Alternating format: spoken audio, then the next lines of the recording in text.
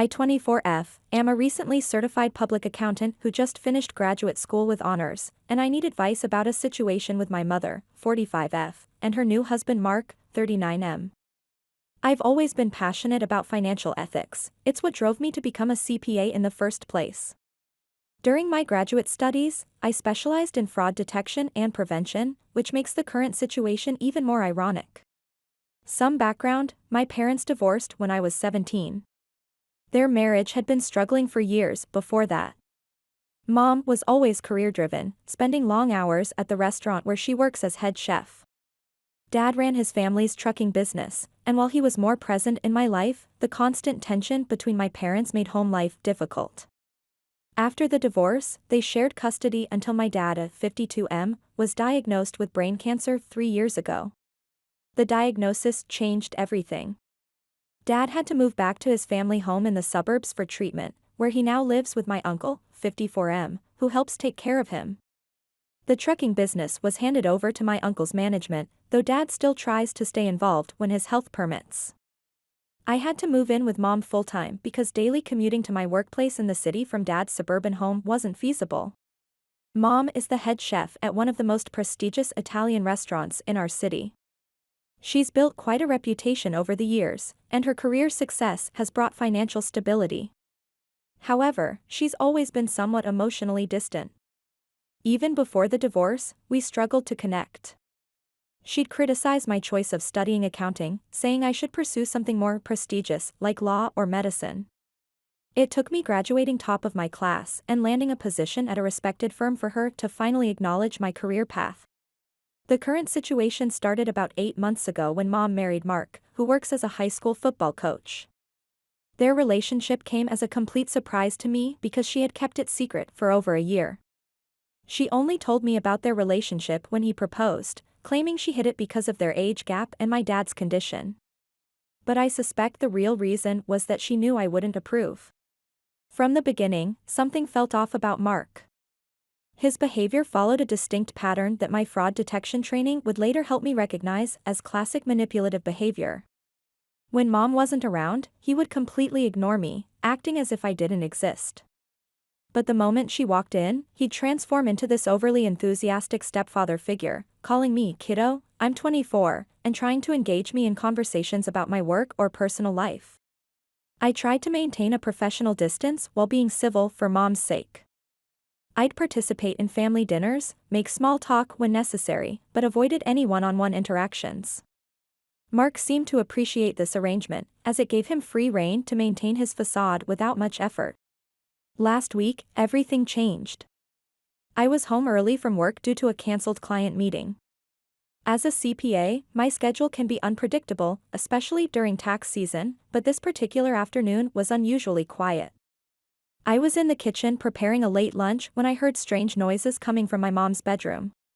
Mom keeps a safe under her bed. It's not just any safe, but a high-security model she invested in after the divorce. It contains valuable jewelry from her first marriage to my dad, including her grandmother's antique collection, plus emergency cash she's been saving for years. She's always been paranoid about bank safety deposit boxes, preferring to keep her valuables where she can personally monitor them. Only she and I knew about the safe's existence, and we each had a set of keys. She never trusted anyone else with this information, not even her closest friends. The sound I heard was unmistakable, the distinct click of the safe's mechanism. I knew Mom was at work. She never comes home before 6 p.m. on weekdays. She runs her kitchen with military precision, and her schedule is as predictable as the seasons. My professional instincts kicked in, and I quietly approached the room, making sure my footsteps were silent on our hardwood floors. Through the partially open door, I saw Mark kneeling by the bed, using what must have been my mom's keys to open the safe. He pulled out a thick bundle of cash. I could see it was the emergency fund Mom had been building for years. Each bundle was neatly organized and labeled with amounts, a system I had helped her set up. My heart started racing as I watched him pocket the money with practiced ease, suggesting this wasn't his first time. I was frozen in shock, my years of professional training in fraud detection momentarily useless in the face of such personal betrayal. When Mark turned around, he saw me standing in the doorway. His expression shifted rapidly, first surprise, then clear irritation, before finally settling into that fake smile I'd grown to despise. He smoothly stood up, closed the safe with a practiced motion, and walked over to me. He put his arm around my shoulder, something he knew I hated, and led me to the living room couch. The way he handled the situation reminded me of every financial fraudster case study I'd analyzed in graduate school. He was calm, collected, and had a ready explanation. "Your mom asked me to get some emergency cash for work," he said, his voice dripping with false sincerity. "It's perfectly normal, and there's no need to mention this to her. We don't want to worry her with small details, right?" As someone who deals with financial ethics daily, every alarm bell in my professional mind was ringing. The situation had all the red flags of financial exploitation, unauthorized access, secret transactions, and emotional manipulation to maintain silence. I spent the rest of the afternoon in my room, documenting everything I had witnessed, just as I would for a potential fraud case at work. When Mom came home that evening, I tried to talk to her privately about what I'd seen. I approached it professionally, attempting to present the facts without emotional bias. But as soon as I mentioned Mark's name, she shut me down completely. "I knew this was coming," she said, her voice full of disappointment. "You've never given him a chance. You're just like your father, always assuming the worst in people." She refused to listen to any details, going so far as to threaten to ground me. Yes, at 24, the irony wasn't lost on me, if I said anything against Mark. It was like watching a client willfully ignore evidence of fraud, except this was my own mother. The professional in me wanted to persist, to make her see the facts, but the daughter in me was deeply hurt by her instant dismissal. Yesterday, Mom sat me down for what she called a serious talk. Mark was conveniently out with friends, so it was just us. My first thought was bad news about Dad. His condition has been unstable lately, and Mom still gets updates from his doctors. Instead, she started with small talk about my job and future plans, clearly building up to something. After several minutes of this awkward dance, she finally dropped the bomb. Mark had expressed feeling uncomfortable and unwelcome in his own home because of me. She said it would be best if I moved out. The timing was too perfect, just days after I caught him stealing. It was clearly a preemptive move to remove the threat I posed to his activities. Instead of arguing, I simply said okay and started packing. My fraud investigation training has taught me that sometimes the best evidence comes from letting people think they've won. While packing, I found Mom's spare safe keys.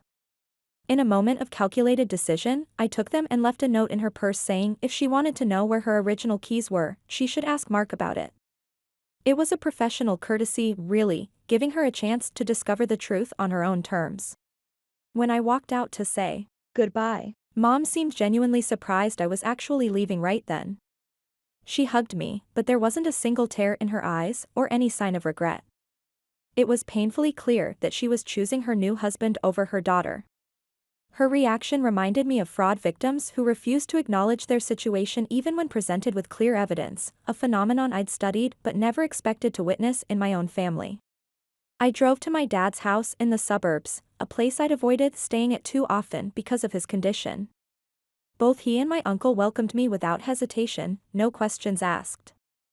My uncle, 54M, who's been managing Dad's trucking business since his diagnosis, immediately cleared out the guest room for me.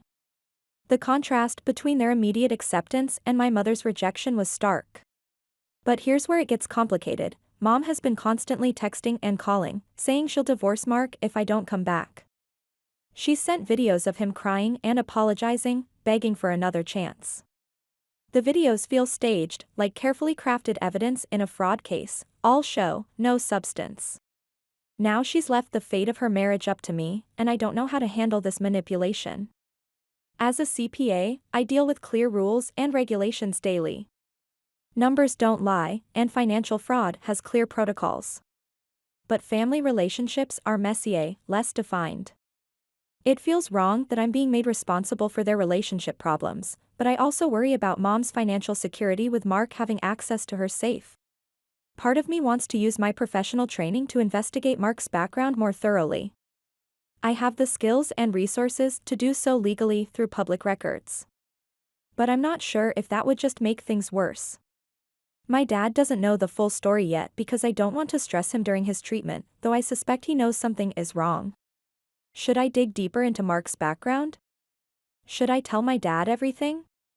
Or should I just stay out of it completely since mom made her choice clear when she kicked me out? I feel torn between my professional instincts to investigate and protect, and my personal need to distance myself from this toxic situation. Update 1. After reading the comments on my initial post, I decided to take action. Many of you suggested I should trust my professional instincts and tell my dad everything. You were right, I've been too cautious about his condition. Here's what happened in the past week. I conducted a thorough background check on Mark using my professional resources. What I discovered was alarming. He had changed jobs frequently, always leaving under suspicious circumstances. Most concerning was a pattern of financial discrepancies at his previous schools, though nothing was ever officially proven. I compiled everything into a detailed report, just like I would for a fraud investigation at work. Then, I finally told my dad everything. His reaction surprised me. Instead of getting stressed, he became incredibly focused. Despite his condition, he immediately contacted his lawyer friend, who explained we could use my professional findings as leverage. The most shocking development came when I started receiving calls from Mark's ex-colleagues. Apparently, some of them had found my contact information through professional networks. They shared stories about missing funds from school sports budgets and fundraising events. Each story followed the same pattern I had observed at my mother's house. My mother's response to all this has evolved from threatening divorce to accusing me of professional misconduct. She claims I'm abusing my CPA credentials to harass her husband. What she doesn't realize is that everything I've discovered is from public records and legal channels. My dad's lawyer has advised us to keep documenting everything. We're building a case that could potentially prevent Mark from working in schools again. It's not just about my mother's safe anymore, it's about protecting others from financial exploitation. The most painful part? My mother sent another video of Mark, this time claiming he was borrowing the money to help his sick sister. A quick check revealed he doesn't have a sister. The lies are becoming more elaborate, but also easier to disprove. My father's health has actually improved since I moved in. His doctors say having family support and a sense of purpose in helping me has been beneficial. My uncle says he hasn't seen Dad this engaged in months. I'm continuing my investigation, now with legal backing. Several of you suggested I contact the school board, and that's our next step. We're preparing to present our findings, focusing particularly on the pattern of financial irregularities throughout Mark's career. Through all this, I've realized something important. Sometimes professional ethics and personal loyalty need to work together. I'm no longer just a daughter trying to protect her mother, I'm a CPA using my skills to expose financial fraud. My mother still messages daily, but now her tone has changed from emotional manipulation to legal threats. She doesn't realize that every message helps document the pattern of behavior we're building our case on. Next steps? We're meeting with the school board next week. I'll update you all on what happens. Thank you for giving me the courage to take action. Update 2. The meeting with the school board has led to some significant developments. First, I want to share what happened when we presented our evidence. The documentation I'd compiled wasn't just about Mark's activities at my mother's house, it revealed a consistent pattern across 3 different school districts over the past decade. The board members were particularly interested in the financial records I'd uncovered from his previous positions. Using my CPA expertise, I was able to demonstrate how he had manipulated various school fundraising accounts. The method was sophisticated but recognizable to anyone with forensic accounting training, small amounts diverted through multiple channels, carefully timed to avoid detection.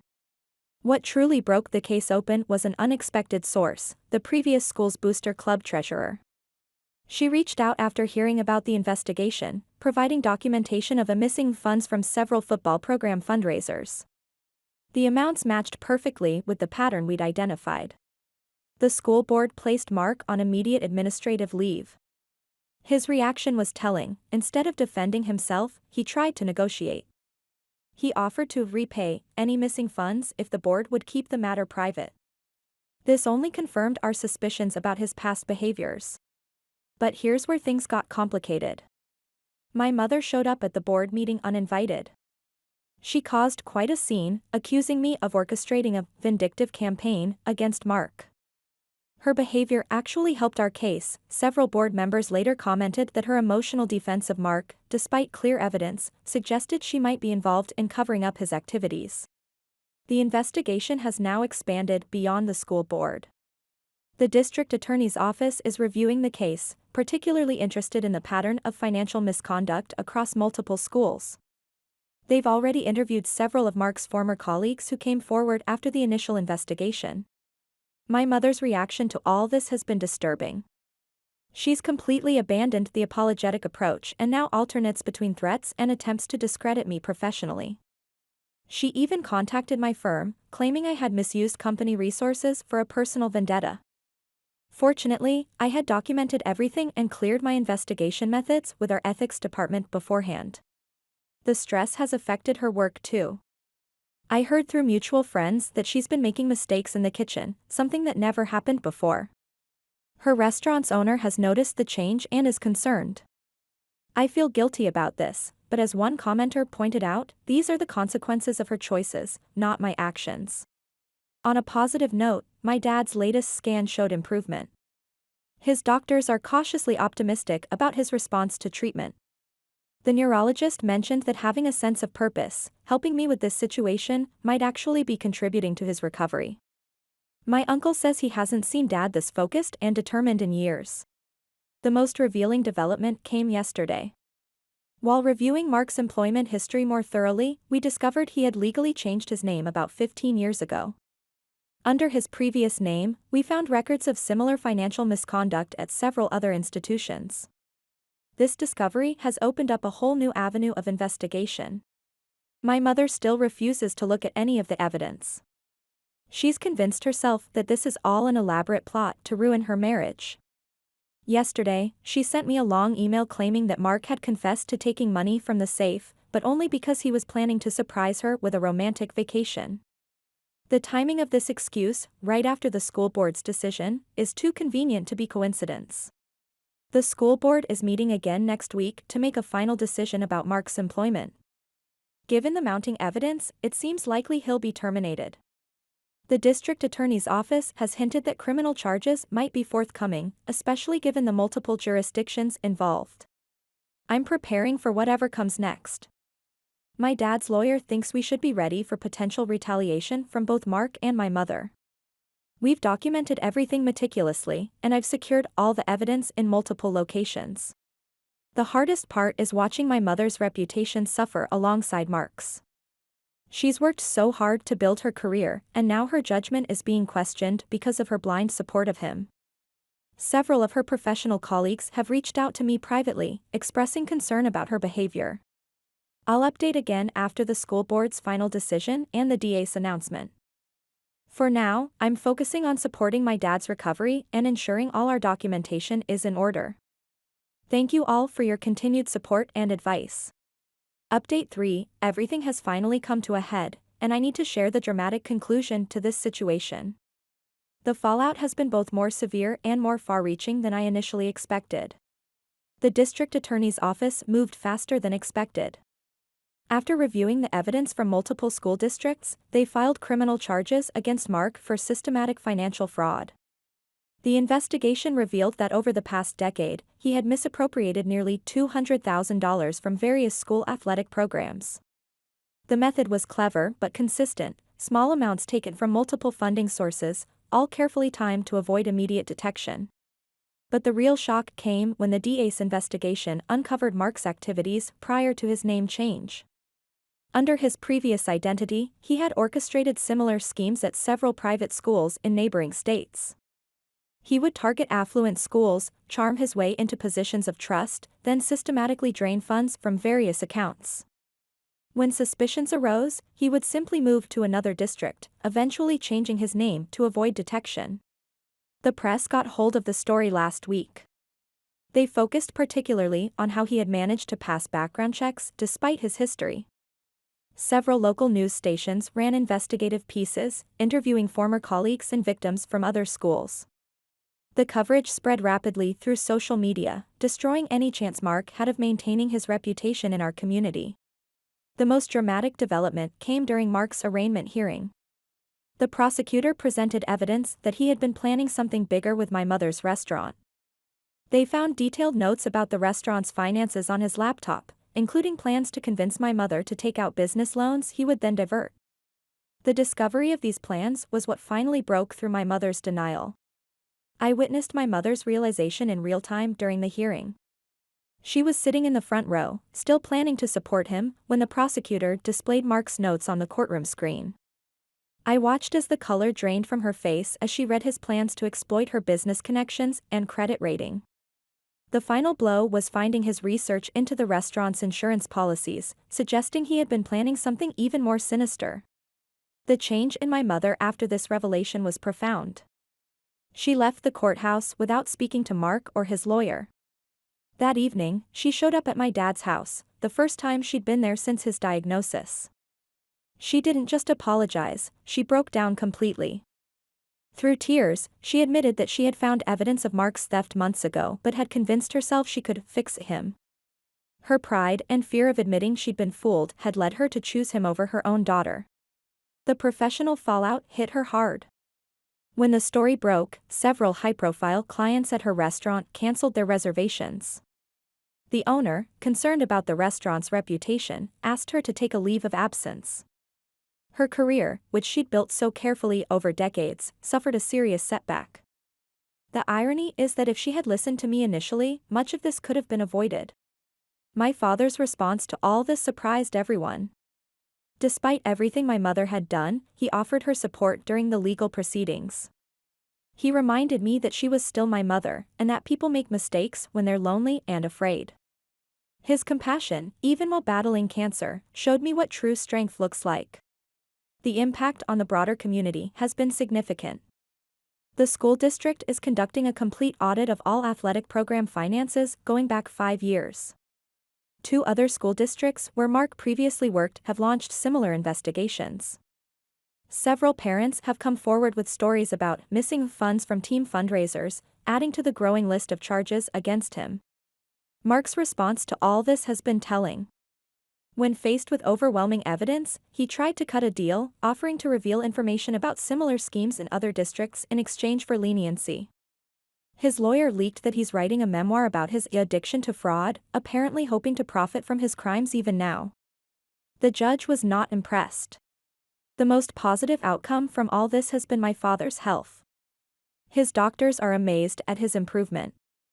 The oncologist suggested that having a purpose, helping me navigate this situation, has contributed to his recovery. He's now strong enough to start a new treatment protocol that shows promising results. My mother is in therapy now, working through her issues with a counselor who specializes in relationship trauma and financial abuse. She's beginning to understand how Mark manipulated her insecurities about aging and loneliness. The therapist helped her see that her need to maintain a perfect image had made her vulnerable to his manipulation. As for me, this experience has ironically boosted my career. My firm was impressed with how I handled the investigation, and they've offered me a position in their forensic accounting division. It's bittersweet. I never wanted to gain professional advancement from family trauma, but at least something positive came from this mess. The legal proceedings are still ongoing, but Mark's lawyer has indicated he'll plead guilty to reduced charges in exchange for a full confession. The DA expects him to serve at least 5 years, with mandatory restitution to all his victims. More importantly, he'll never be able to work in schools or handle organizational finances again. My relationship with my mother is slowly healing, but it's different now. We're building something new, based on honesty rather than appearance. She's finally showing genuine remorse, not just for choosing Mark over me, but for years of emotional distance. Yesterday, she brought over my grandmother's old recipe box, something she'd always kept in the safe, saying it belonged with me now. For those wondering about the restaurant, my mother's sous chef has been managing things during her leave. There's talk of her returning in a few months, possibly in a different role. Some regular customers have remained loyal, saying her 20 years of excellent service shouldn't be erased by one bad personal decision. I'm still living with my dad and uncle, and honestly, it feels more like home than anywhere else has in years. We've fallen into a comfortable routine. Dad helps me with case paperwork when he feels strong enough, my uncle handles the business calls, and I make sure they both actually eat vegetables occasionally. I want to thank this community for all your support and advice throughout this ordeal. You gave me the courage to trust my professional instincts and the strength to stand firm when everyone was doubting me. Special thanks to the commenters who shared similar experiences with financial fraudsters. Your insights helped me recognize patterns I might have missed. To anyone else dealing with family fraud or manipulation, trust your instincts, document everything, and don't let anyone make you feel guilty for protecting yourself and others. Sometimes being a whistleblower is the most loving thing you can do for your family, even if they don't see it that way at first.